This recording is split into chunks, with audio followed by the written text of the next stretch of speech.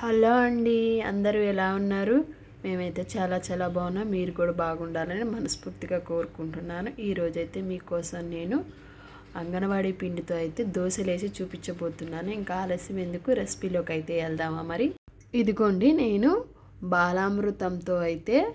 బాలామృతాన్నే అంగన్వాడీ పిండి అంటారండి. బాలామృతంతో అయితే నేను దోశలు అయితే వేసానండి. చాలా అంటే చాలా ఎక్సలెంట్గా వచ్చాయండి. తింటే కూడా చాలా టేస్ట్గా ఉన్నాయి. అలాగే ఇడ్లీలో చట్నీ ఉంటుంది కదండి, ఆ చట్నీతో అయితే సూపర్ టేస్ట్గా ఉంది. చూడండి, నేనైతే చూపిస్తున్నాను. అలా చట్నీతో తింటే బాగుంటుందని నేనైతే ఇంకా ఎలా చేసుకోవాలో మీకైతే చెప్పబోతున్నాను. ఇదిగోండి, ఇదే బాలామృతము. తెలిసే ఉంటుంది అందరికీ, చిన్నపిల్లలు ఉన్న దగ్గర. ఇది చాలా అంటే చాలా మంచిదండి. అందరూ అయితే ఇలా ట్రై చేయండి బాలామృతాన్ని. ఇందులో చాలా శక్తి, ప్రోటీన్స్, కాల్షియం, ఇనుము, అలాగే vitamin A, vitamin B, vitamin C, చాలా బలమైన పోషక పదార్థాలు ఉంటాయండి. బాలామృతంతో అయితే దోశలు ఎలా వేయాలో నేనైతే చూపిస్తున్నాను. ఇలా అయితే బాలామృతాన్ని అయితే నేను ఒక కప్పుడు తీసుకున్నాను. కప్పును తీసుకొని మిక్సీలో వేసేసి దాన్ని అయితే మెత్తగా అయితే మిక్సీ చేశాను. చూడండి, చూపిస్తున్నా ఎలా చేయాలంటే, మైదా పిండి, గోధుమ పిండి ఉంటుంది చూడండి, మెత్తగా అలా అయితే మిక్స్ చేయాలి. అలా మిక్స్ చేసి కొద్దిగా వాటర్ కూడా వేసి మిక్స్ చేస్తే మంచిగా మిశ్రమం లాగా వస్తుంది. నేనైతే మిక్సీ వేసి చూపిస్తున్నా చూడండి. చేసి ఇలా మిశ్రమాన్ని అయితే ఒక గిన్నెలో పెట్టేసి కొద్దిగా ఒక 10 నిమిషాలు అయితే నానబెట్టాను. చూడండి, మిశ్రమం అయితే ఇలా దోశల పిండిలాగే ఉంటుందండి. 10 నిమిషాల తర్వాత గ్యాస్ ఆన్ చేసి, నాన్ స్టిక్ ప్యాన్ ఉంటుంది కదండి దోశలు వేసేది, మామూలుగా దోశలు వేసే దాని మీదే వేయచ్చండి, చక్కగా వస్తుంది.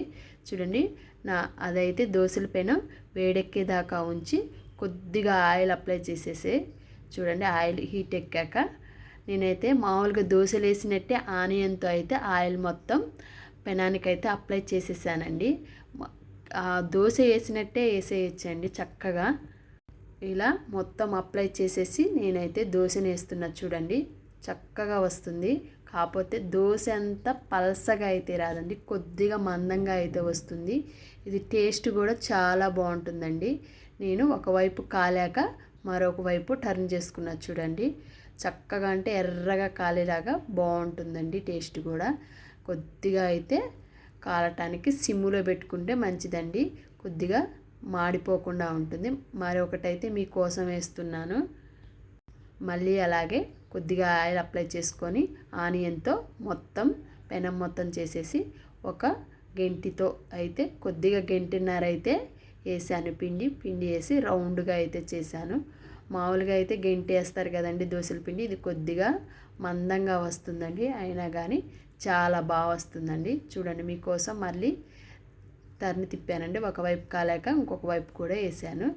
చూడండి ఎంత చక్కగా వస్తుంది. టేస్ట్ కూడా తీయగా బాగుంటుందండి. తీపికి నచ్చకపోతే కొద్దిగా చట్నీ కూడా మనం పెట్టుకొని తింటే చాలా బాగుంటుందండి. నేనైతే అలా చట్నీతో చూపిస్తున్నా చూడండి. ఇలా చట్నీతో తినటం వల్ల కూడా చాలా బాగుంటుంది. ఇష్టమైతే చట్నీతో తినచ్చు, లేకపోతే మామూలుగా అయినా తినచ్చు. తీయగా బాగుంటుందండి. మీ ఇంట్లో కూడా ఇలా బాలామృతం ఉంటే పిల్లలకి కానీ పెద్దవాళ్ళకి కానీ వేసి చూడండి. ఒకసారి వేసి చూడండి, తినితే మళ్ళీ అయితే వదలము. ఓకే, మరి నా ఛానల్ కనుక ఫస్ట్ టైం చూసినట్టే సబ్స్క్రైబ్ చేసుకోండి, లైక్ చేయండి, షేర్ చేయండి. నా వీడియో ఎలా ఉందో కమెంట్ బాక్స్లో అయితే కమెంట్ చేయండి. అలాగే నేను ఈ బాలామృతంతో అయితే ఇడ్లీ చేశాను, అవి కూడా చాలా స్మూత్గా వచ్చాయి. అలాగే కేక్ కూడా చేశాను, ఉప్మా కూడా చేశాను. మరొక వీడియోతో మళ్ళీ